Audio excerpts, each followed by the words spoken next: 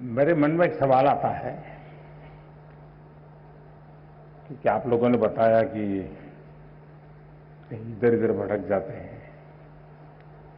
थोड़ा अपने आप को पूछिए कि जब आप ऑनलाइन रीडिंग करते हैं तो सचमुच में रीडिंग करते हैं कि रील देखते हैं।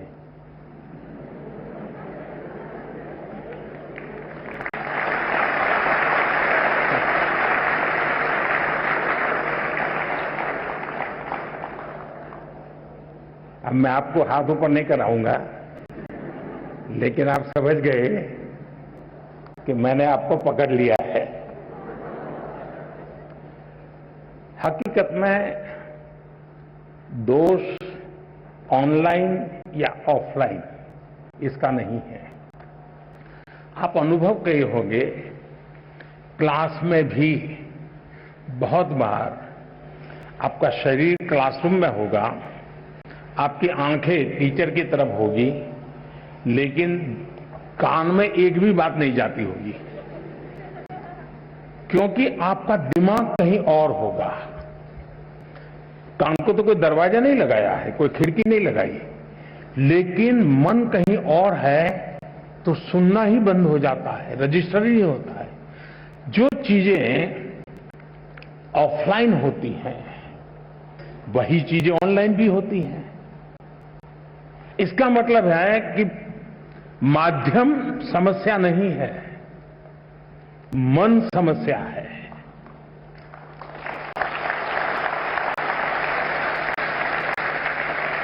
माध्यम ऑनलाइन हो या ऑफलाइन, अगर मेरा मन पूरी तरह उससे जुड़ा हुआ है, उसमें डूबा हुआ है, मेरा एक खोजी मन है जो उसमें की बारीकियों को पकड़ने की कोशिश कर रहा है, तो आपके लिए ऑनलाइन या ऑफलाइन मैं नहीं मानता हूं कि कोई फर्क पड़ सकता है। और इसलिए हम जैसे युग बदलता है तो माध्यम भी बदलते रहते हैं। अब पहले के जमाने में जो गुरुकुल चलते थे, सदियों पहले, सहस्त्र वर्ष पहले, तो वहां तो प्रिंटिंग पेपर भी नहीं थे, तो उस समय कोई किताब भी नहीं थी, तो ऐसे ही कंठस्थ सब चलता था। तो उनकी श्रवण शक्ति इतनी तेज रहती थी कि सुनते थे और उसको कंठस्थ कर लेते थे, और पीढ़ी दर पीढ़ी कान के द्वारा सीख करके बाद में युग बदल गया, प्रिंटेड मटेरियल आ गया, किताबें आने लगी, तो लोगों ने उसमें ढाल दिया। ये इवोल्यूशन लगातार चलता रहा है, ये और यही तो मानव जीवन की विशेषता है।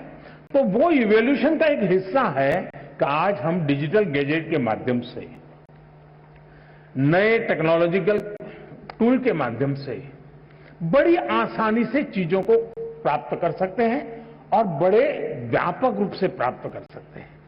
इसे हमने एक अपॉर्चुनिटी मानना चाहिए, हमने इसे समस्या नहीं मानना चाहिए। लेकिन ये भी सही है कि कभी हमने एक कोशिश करनी चाहिए, हम ऑनलाइन हमारी पढ़ाई को एक रिवॉर्ड के रूप में अपने टाइम टेबल में रख सकते हैं। मुझे पक्का विश्वास है कि मान लीजिए आपने आपके टीचर के द्वारा मिली हुई नोट्स और स्टैंडर्ड मटेरियल कहीं आपको ऑनलाइन अवेलेबल है, दोनों को बराबर देखेंगे तो आप ही उसका वैल्यू एडिशन कर सकते हैं। आप कहेंगे हाँ, टीचर ने इतना बताया था, मुझे इतना याद रहा था, लेकिन यहां दो चीजें मुझे अच्छी मिल गई हैं, अच्छे तरीके से मिल गई है, मैं दोनों का जोड़ कर दूंगा, तो वो आपकी ताकत बहुत बढ़ा देंगे। ऑनलाइन का दूसरा लाभ ये है, आखिरकार शिक्षा का एक हिस्सा है ज्ञान अर्जन करना। अब ऑनलाइन और ऑफलाइन का सिद्धांत क्या हो सकता है?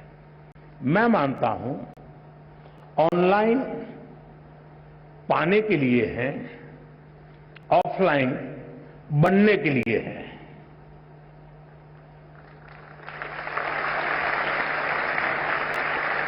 मुझे कितना ज्ञान पाना है, कितना अर्जित करना है, मैं ऑनलाइन जाकर के दुनिया के जिस छोर से जो भी अवेलेबल है मैं अपने मोबाइल फोन पर या अपने आईपैड पर ले आऊंगा।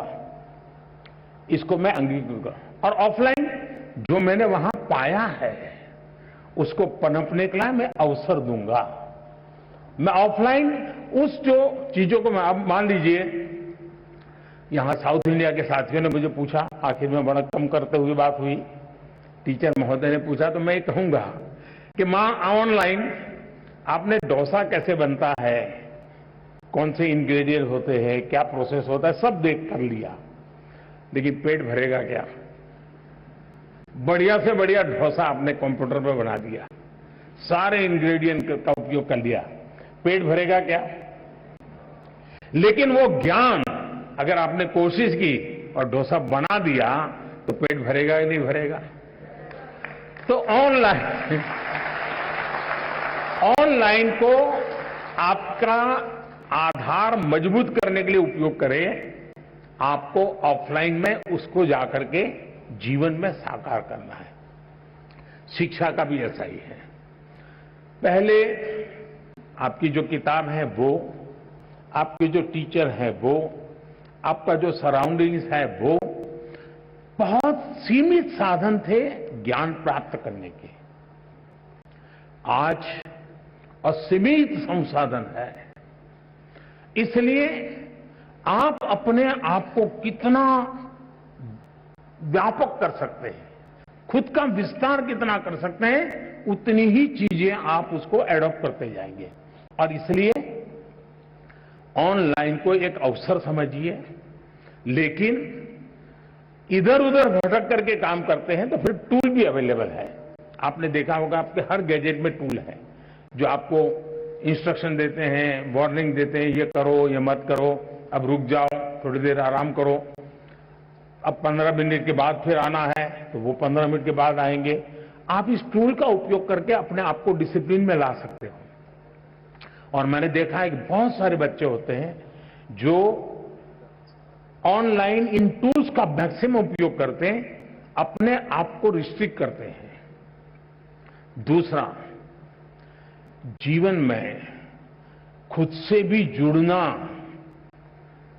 ये भी उतना ही महत्व है जितना आईपैड के अंदर घुसने में आनंद आता है, मोबाइल फोन के अंदर घुसने में आनंद होता है, उससे हजारों गुना आनंद अपने भीतर घुसने का भी होता है।